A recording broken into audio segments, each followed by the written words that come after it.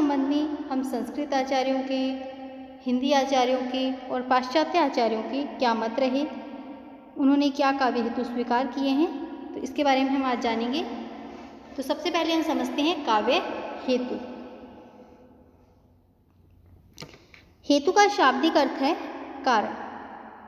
हेतु शब्द का अर्थ ही है कारण, अतः काव्य हेतु का अर्थ हुआ काव्य की सृजन का कारण, काव्य की उत्पत्ति का कारण।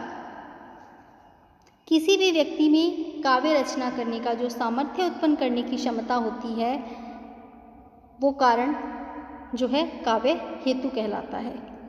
दूसरे शब्दों में हम यह भी कह सकते हैं कि कोई भी काव्य जो है वो कार्य है और हेतु उसका कारण है। एक बार फिर से जानिए, काव्य हेतु, हेतु से तात्पर्य है कारण, और काव्य हेतु का अर्थ हुआ काव्य की सर्जना करने का जो कारण है वो काव्य हेतु कहलाता है।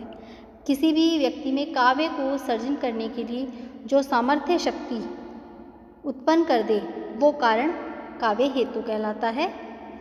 भारतीय विद्वानों के अनुसार काव्य के 3 हेतु स्वीकार किए गए हैं। प्रतिभा, जिसे कि जन्मजात गुण माना गया है, मनुष्य में यह जन्मजात होती है।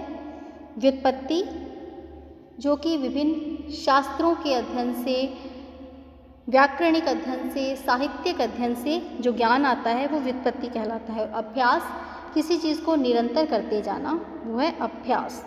तो इस तरह से भारतीय विद्वानों ने जो काव्य के 3 हेतु स्वीकार किए हैं, प्रतिभा, व्युत्पत्ति और अभ्यास।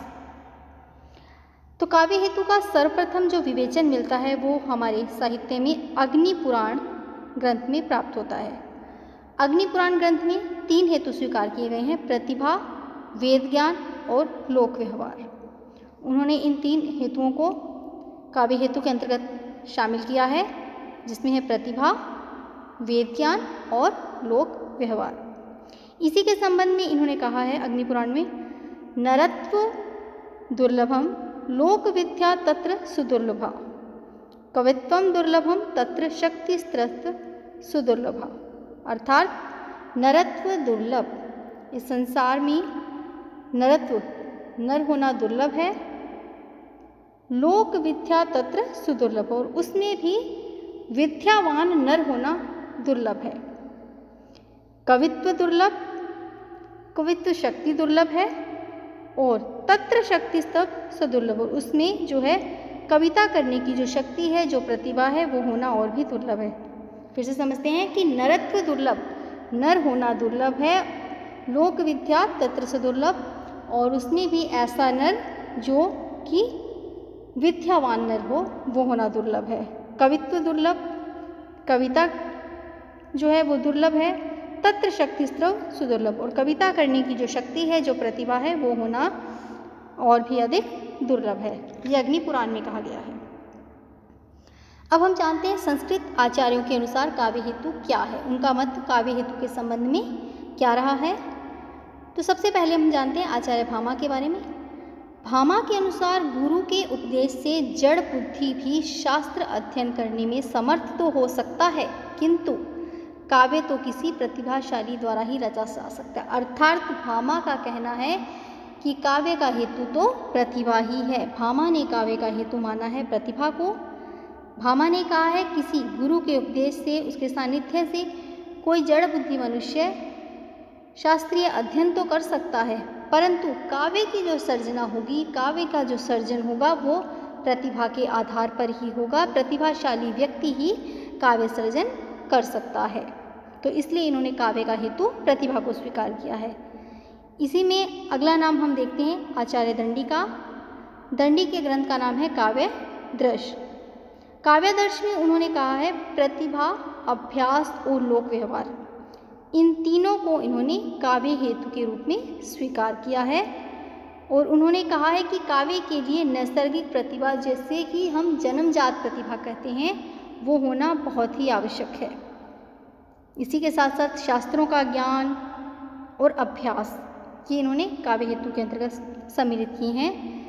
देखते हैं हम, आचार्य दंडी ने अपने ग्रंथ काव्यदर्श में प्रतिभा, अभ्यास और लोक व्यवहार, इन तीनों को काव्य हेतु के रूप में स्वीकार किया है। और उन्होंने नैसर्गिक प्रतिभा अर्थात जो प्रतिभा जन्मजात हो, ऐसी प्रतिभा, निर्मल शास्त्र का ज्ञान, अध्ययन और उसका अभ्यास, इसे काव्य के कारण के रूप में स्वीकार किया है। तो इस तरह से इनके काव्य हेतु हुए प्रतिभा, शास्त्र ज्ञान और अभ्यास। इसी श्रृंखला में हम आगे देखते हैं आचार्य वामन। आचार्य वामन का ग्रंथ है काव्यालंकार। आचार्य वामन ने अपने ग्रंथ में काव्यालंकार में प्रतिभा को काव्य का हेतु स्वीकार किया है, उसे बीज रूप माना है। प्रतिभा को उन्होंने जन्मजात गुण कहा है और इसे कवित्व का बीज मानते हैं वो, और कहते हैं कवित्व बीजम प्रतिभानम कवित्वस्य बीजम, अर्थात जो कविता का बीज है, कविता के जो बीज रूप में है वो प्रतिभा ही है। प्रतिभा, और इसके संबंध में वो कहते हैं कि प्रतिभा के अतिरिक्त इसके साथ साथ वे लोक व्यवहार, शास्त्र ज्ञान, शब्दकोश आदि को भी काव्य के हेतु में स्वीकार करते हैं, परंतु प्रमुख रूप से उन्होंने जो काव्य का हेतु स्वीकार किया है वो प्रतिभा है। इसे इन्होंने जन्मजात गुण माना है और इसे कविता का बीज कहा है, कवित्व का बीज स्वीकार किया है। अगला नाम आता है आचार्य रुद्रट का। इन्होंने प्रतिभा, व्युत्पत्ति और अभ्यास तीनों को काव्य हेतु के रूप में स्वीकार किया है। इनके अनुसार प्रतिभा, व्युत्पत्ति और अभ्यास ये काव्य हेतु के अंतर्गत आते हैं। इन्होंने प्रतिभा के दो भेद माने हैं, एक प्रतिभा है सहजा और दूसरी प्रतिभा है उत्पाद्या।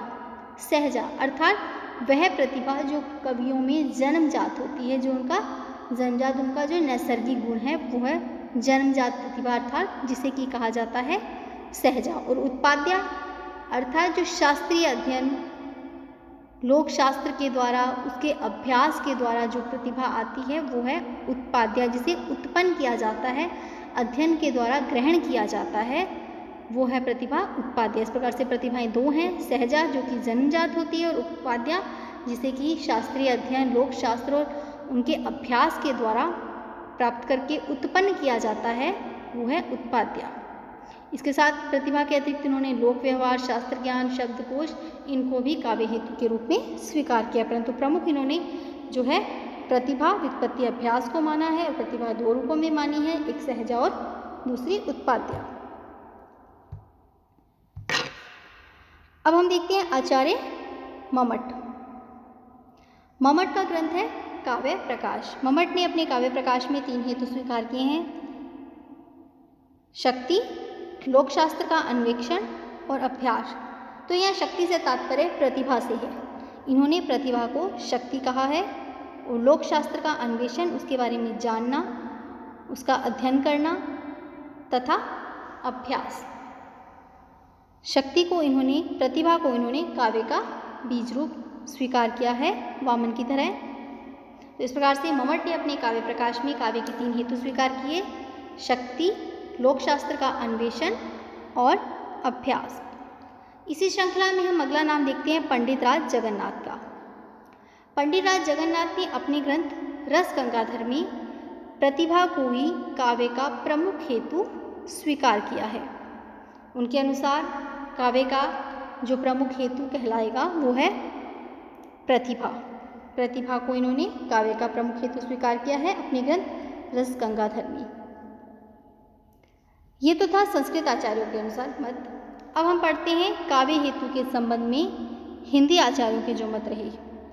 इसमें हम सबसे पहला नाम देखते हैं आचार्य रामचंद्र शुक्ल का। शुक्ल जी ने प्रतिभा को काव्य का प्रमुख हेतु माना है और इसके साथ साथ इन्होंने, प्रतिभा के साथ साथ इन्होंने व्युत्पत्ति और अभ्यास को भी महत्व प्रदान किया है। इस प्रकार से इन्होंने काव्य के तीन हेतु मान लिए, प्रतिभा, व्युत्पत्ति और अभ्यास।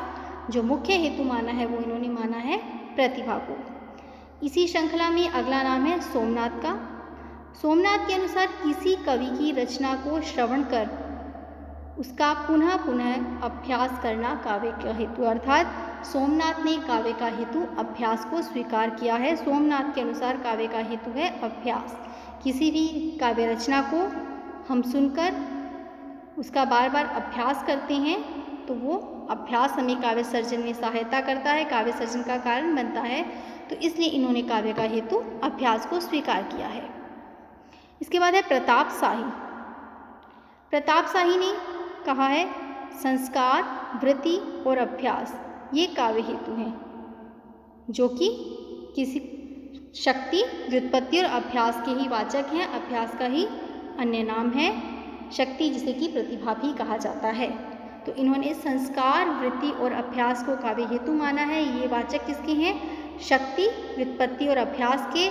शक्ति जो है प्रतिभा, अर्थात संस्कार से तात्पर्य है शक्ति और शक्ति प्रतिभा को ही कहा जाता है। वृत्ति से तात्पर्य है व्युत्पत्ति, लोकशास्त्र का जो है ज्ञान, अध्ययन करना वो वृत्ति है, व्युत्पत्ति है। और अभ्यास किसी भी कार्य को बार बार पुनः पुनः करना ये अभ्यास है। तो इस आधार पर हम कह सकते हैं कि प्रताप शाही ने भी काव्य के 3 हेतु स्वीकार किए हैं, प्रतिभा, व्युत्पत्ति और अभ्यास, जिसे इन्होंने संस्कार, वृत्ति और अभ्यास की संज्ञा दी है। अगला नाम हम पढ़ते हैं अज्ञेय का। अज्ञेय ने प्रतिभा को मूर्धन्य स्थान दिया है, प्रमुख स्थान दिया है। इन्होंने काव्य के हेतु के रूप में प्रतिभा को स्थापित किया है।